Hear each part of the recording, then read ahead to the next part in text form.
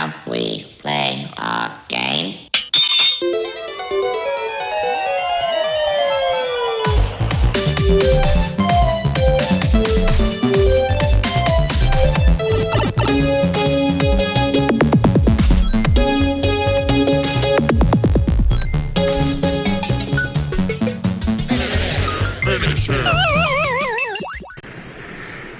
Kind of going back to what Drew was talking about and what Joey was talking about the play-by-play being so good right now. I just want to give a quick shout-out to our friend Unstoppable Swine. I'm sorry if I misspelled your name there. Misspelled? Missaid? You know what I meant. She puts out the comment, loving the play-by-play to Mr. Brent. Well, you know, I was a huge fan of Mystery Science Theater 3000 when I was a kid. Did you guys watch that? Mystery Science Theater 3000 was one of the funniest shows ever because it had these space-like characters watching old movies and they'd make comments on it. What was it called? Mystery Science Theater 3000. Oh, dang. MSK3. I don't remember. I don't know how to get up. You're gonna win. It was an older show when I was a kid, but I mean, it was so... That was way before my time. Joey, as I have said to you many times before, shut up. So anyway, but this was a great... Yes, Joey is significantly younger than me. Okay, see, right there. 5 years. Yeah, I bet some days it feels much more than that. You're an old soul. I am a bit of an old soul. And an old man. I'm really bad. All right, so John Cena's going to kick Big Show. Big Show's going to tell him no and then make a boo-boo on his knee. Okay, see, now he should be dead. All right, he just stepped on the guy's diaphragm, then ran around. I can't even talk. Then he does a flip, and, okay, see, come on, guys. Okay, and then you just walk around. Who's John Cena right now? I am. John, Matt, whoever you are. Alan. Even for wrestling, that was fake. He stepped over him. So for all the people who are watching, and I know that there are some, I would like to take this opportunity to talk a little bit for the Game for Change crowd that it is possible to do things for the community in a different way. And this is what Game for Change is doing. But I would encourage anybody who is listening to start getting involved. The fact of the matter is that a lot of the reason that we are so frustrated with certain things that are happening in our city and in our town and our county is because the people who should be voting aren't. The last election showed that the voter turnout among demographics, the lowest, by the way, was 18 to 24, and we're hearing a lot of people talk about how frustrated they are about certain things. You want this, or you want this game thing, or you want these shopping malls, or you want whatever. The way to get these things is to be proactive with them, and so far, the biggest reason that we have not seen a ton of growth is because we have not made the voices heard. So it's easy to share a link on Facebook, and I would encourage you to do that as Big Show goes kettle up. It's easy to share a link on Facebook for this Game for Change thing, and I would encourage you to do that. But it's just as easy. It is just as easy to get in your car and go to a voting booth and actually vote. The difference in the mayoral race this year, do you guys know how much it was, by the way? How much voting differential there was? I believe it was incredibly slim. 600 votes. That was it. And I ran for office in 2016. John Cena picking up the win that time. Big Show. By the way, if you're a professional wrestling fan, here's what you need to know. Big Show, for being as big as he is, loses to everyone. When I ran for office in 2016, I lost by less than 100 votes after 800 votes were cast. It is possible to get out there and do something. I just want people to do it. And that's what I'm hoping that things like this can do, is like, you don't have to be against everything. You don't have to be for everything. But if you want to see something actually happen, if you want to see some kind of change, then you have to be proactive. And the key part of that phrase is active. You can put everything you want to out on Facebook. You can put everything you want to out on social media. But if you're not willing to actually act, actually get out in the middle of the community and serve, by the way, not just say what you're against, but say what you're for, then you're not going to see the change you want. So that was really one of the reasons I came here tonight, is because I wanted to make sure that this crowd heard that there are people who are like you out there, guys who like games, guys who like professional wrestling, guys who will watch 5 hours of Cops in their living room, on the couch, in their free time. That absolutely 100% happened. You can be those guys, but you can also be active in the community. All it takes is a little bit of motivation. Well, let me ask you this, Drew, because I think it is important that we vote, and without getting too deep into any politics or any issues or what have you, like, what I think that we have I think what's a bigger issue than people voting is people are educated when they vote. Yeah, absolutely. And so I feel like that might hold a lot of people back from voting because they feel like they don't know anything about the issues. Like, they might have heard on the street or on social media or whatever, but like maybe they aren't getting all the information. Do you have any resources for those people? Yeah, I mean, I think it's really important to look. All of the Russellville City Council meetings are broadcast live, and then they're archived on YouTube. No, it is not a lot of fun to watch these things.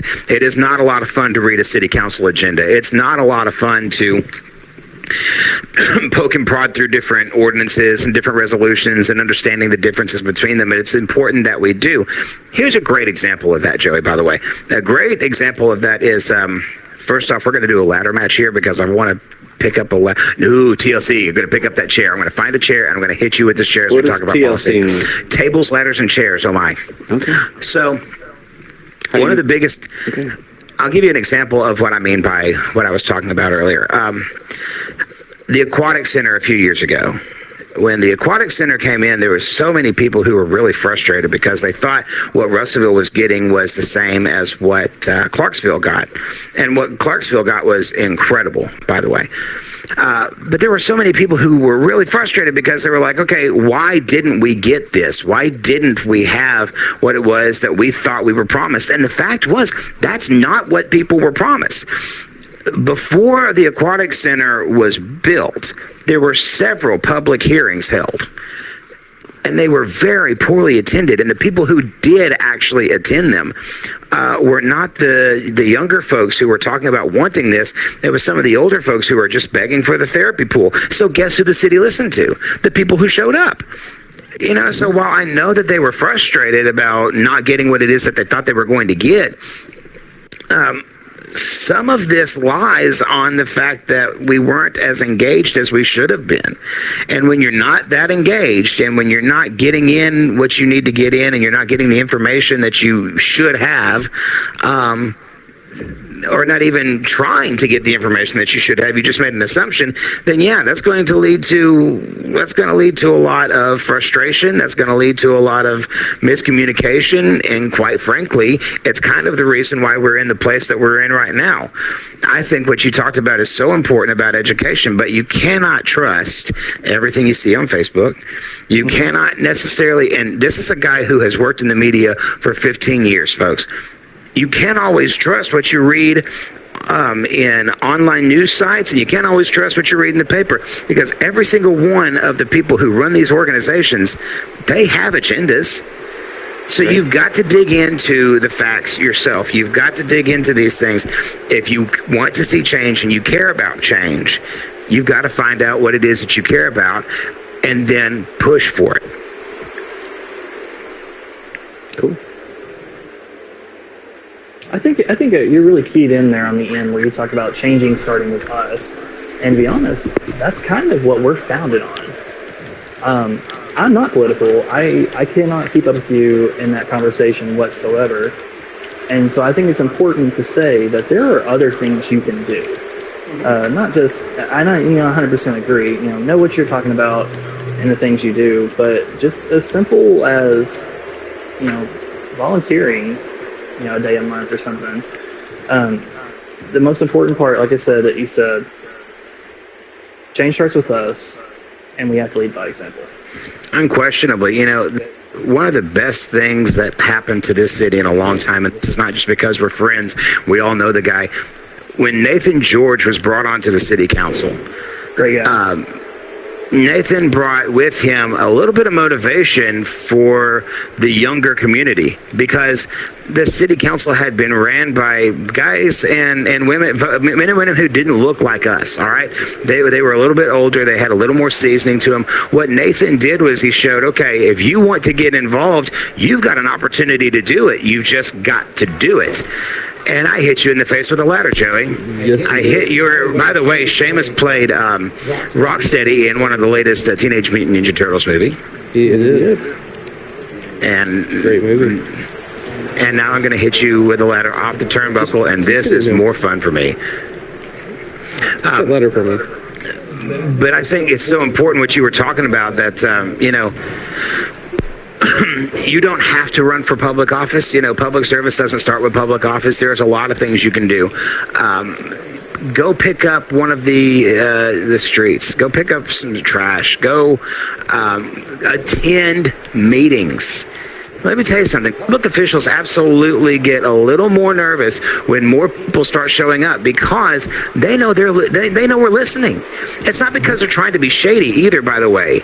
It's that it's a lot easier to pass legislation and ordinances when there's nobody watching, because there's not as much pressure. But when people are paying attention, guess what? They're a little more keyed in. So is part of the lack of growth for Russellville or even Polk County, is it partially because there's been an apathy towards this for so long? Absolutely there is. But education cannot be spoon-fed. I mean, when it comes to this stuff, so many people have an agenda that they're not going to tell you everything that you need to know. They're going to tell you everything that they want you to know. And so you've got to be educated on what it is that you want, and then find a way to do it. So this past week, we saw a historic rise in water in the Dardanelle area. And honestly, I mean, I am a resident of Dardanelle, and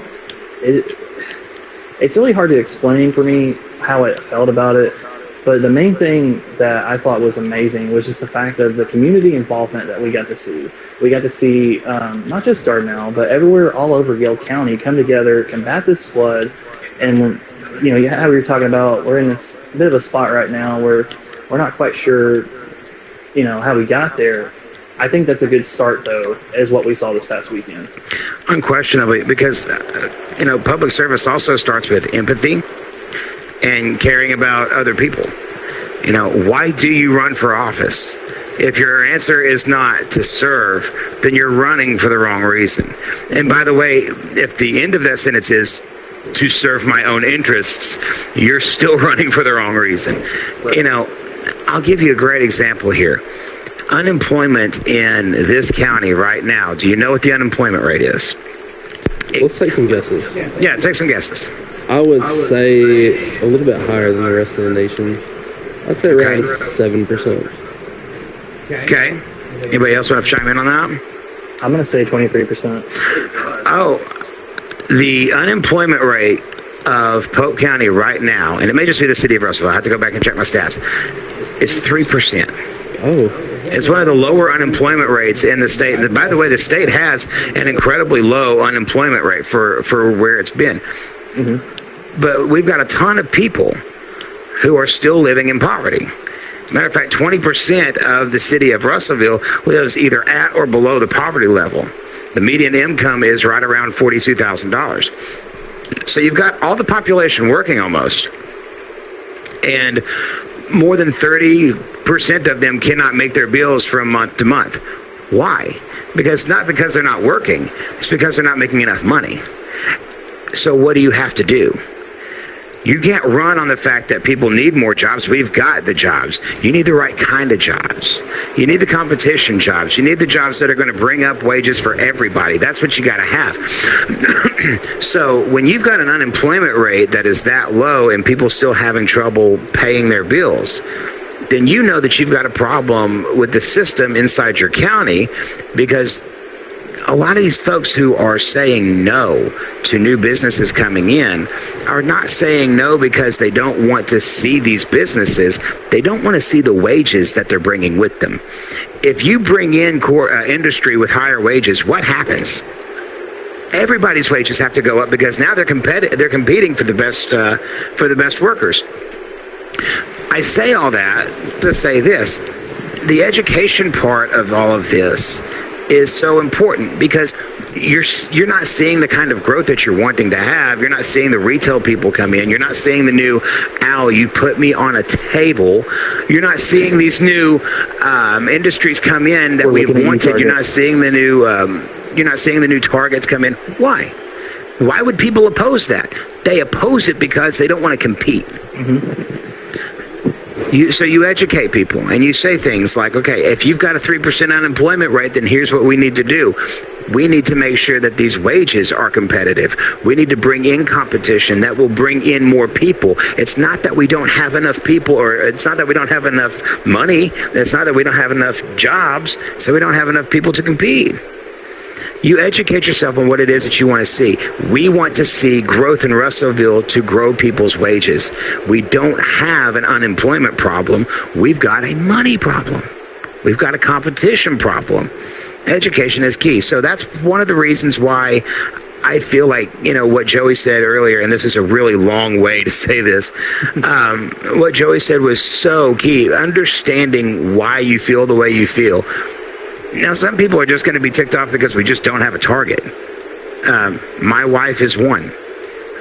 If she told me if I ever ran for office again, I had to fight for a target. And I told her, I said, I may not run for anything in the city. And she said, I don't care.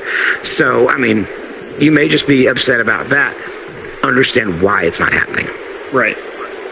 You said something right there, and this might be just a Game for Change exclusive. Are you considering running again? Oh, so you're hitting me with that one. Am I considering running again? Beach Cowboy.